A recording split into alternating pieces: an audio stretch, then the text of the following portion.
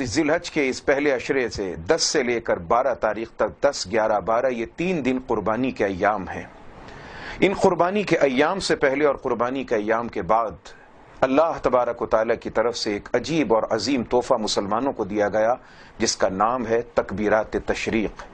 9 ذی الحج کی فجر سے لے کر 13 ذی الحج کی عصر تک یہ اپنے اپنے وقت کے مطابق، اپنے اپنے علاقے کے مطابق جو بھی دن آ جائے، جو بھی موقع آ جائے، اس کے بعد جب بھی کبھی آنے والا وقت اور اپنے آنے والے حالات و واقعات ہوں، اس کے مطابق اس بات کا اندازہ لگایا جا سکتا ہے کہ 9ویں کی فجر سے لے کر 13 کی عصر تک ایک تکبیر ادا کرنی ہے جو ہر مرد و عورت پر ایک مرتبہ ادا کرنا واجب ہے۔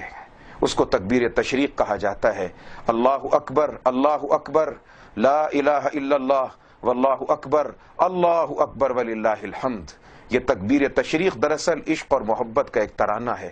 اس میں پورا ایک فلسفہ، پوری ایک تاریخ موجود اور محفوظ ہے۔ کتاب بحر الرائق کے اندر اس تمام تر جملوں کی ایک ترتیب تفصیل کے ساتھ ذکر کی گئی کہ وہ عجیب و غریب وقت کے جب تاریخ تھرا اٹھی تھی، لوگ حیران تھے اور فرشتے اس وقت میں انگشت بدنداں تھے۔ زمین و آسمان کے تمام فرشتے اور ملائکہ حیرانگی کے عالم میں کھڑے تھے کہ مولا کریم یہ کیا معاملہ ہے کہ ایک باپ اپنے بیٹے کو ذبح کر رہا ہے۔ فلما اسلما وتلہ للجبین، وہ کیا وقت تھا کہ جب باپ اور بیٹا دونوں اللہ کی دربار میں فرما برداری کے لیے جھک گئے اور باپ نے پیشانی کے بل بیٹے کو زمین پہ لٹا دیا۔ بیٹا زمین پر لیٹا ہے اور باپ کے ہاتھ میں چھری ہے۔ باپ وہ جو اللہ کے خلیل ابراہیم علیہ السلام ہیں، اور بیٹا کون؟ اسماعیل علیہ السلام۔ اسماعیل کا معنی ہی ہوتا ہے وہ دعا، وہ صدا، وہ ندا کہ جس کو اللہ نے سنا اور سن کے پکار کو اللہ نے قبول فرما لیا۔ بڑھاپے میں اللہ کریم نے اپنے خلیل کو اسماعیل جیسا فرزند عطا فرمایا۔ ابراہیم علیہ السلام اس بیٹے سے فرماتے ہیں کہ بیٹا میں نے خواب میں دیکھا ہے کہ تجھ کو ذبح کر رہا ہوں، تیری کیا رائے ہے؟ بیٹے نے کہا کہ ابا جان آپ اپنے کام کو کر گزریے، اللہ نے جو کہا ہے انشاءاللہ آپ مجھے صبر کرنے والوں میں سے پائیں گے۔ ابراہیم علیہ السلام اپنے فرزند کو جب زمین پر لٹاتے ہیں، قرآن کہتا ہے وَتَلَّهُ لِلْجَبِينِ، پیشانی کے بل لٹایا جیسے آدمی سجدہ ریز ہوتا ہے۔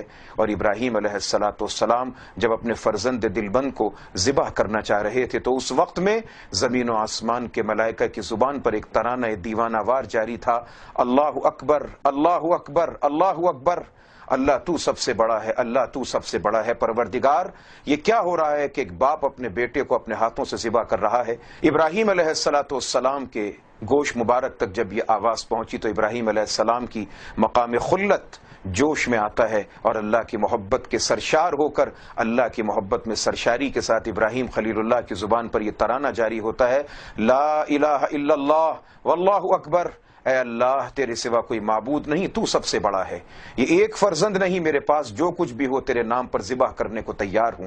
وہ چھوٹا شہزادہ اسماعیل علیہ السلام جن کی خصوصیات میں سے ایک اہم ترین خصوصیت یہ ہے کہ اسماعیل وہ ہیں جو ہمارے رسول اکرم سرور دو عالم صلی اللہ علیہ وسلم کے جد امجد ہیں۔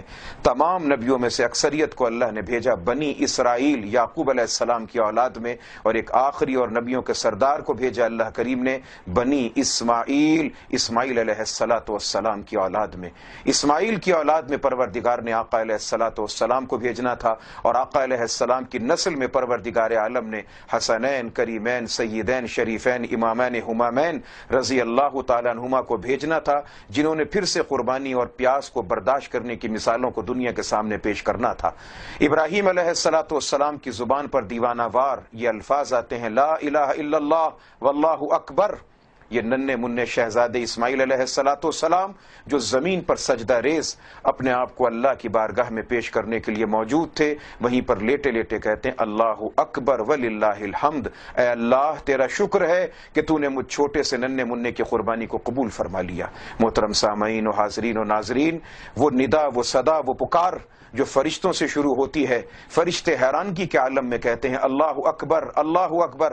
ابراہیم علیہ السلام اللہ کی محبت کے جوش میں سرشار ہو کے فرماتے ہیں لا الہ الا اللہ واللہ اکبر، اور جناب اسماعیل علیہ السلام فرماتے ہیں اللہ اکبر وللہ الحمد۔ یہ جملے جو باپ کے بیٹے کے فرشتوں کی زبان سے محبت کے ادا ہوئے، اللہ تبارک و تعالیٰ نے ان کی حفاظت فرمائی۔ اب 9ویں کی فجر سے لے کر 13 کی عصر تک ہر مسلمان مرد و عورت پر، چاہے وہ نماز باجماعت ادا کرے یا اپنے گھر میں اکیلے نماز پڑھے، اس بابرکت تکبیر کو ایک مرتبہ پڑھنا اس کے لیے ضروری ہے، اس پر واجب ہے۔